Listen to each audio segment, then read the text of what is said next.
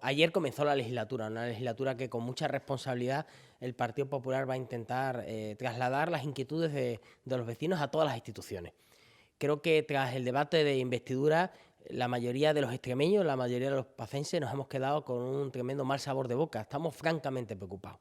Y la principal responsabilidad que tenemos es que esa preocupación se le traslade a los diferentes órganos y en este caso se ha trasladado al Parlamento y se ha trasladado a la presidencia del Gobierno. Por eso la primera medida que hemos decidido ha sido presentar en todos los ayuntamientos, en diputaciones, incluso en la Asamblea de Extremadura, una moción, una propuesta de resolución con dos objetivos fundamentales.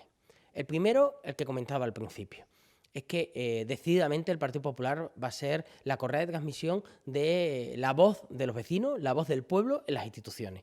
Queremos llevar lo que es la voluntad de los vecinos, queremos llevar la voz del pueblo a las instituciones. Y en segundo lugar, no nos engañemos, también queremos que los socialistas extremeños se retraten y digan si están de acuerdo con todas aquellas cesiones que ha puesto de manifiesto el presidente del Gobierno, que ha estado dispuesto a llevar a cabo con tal de llegar al poder, por la ambición hacia el poder.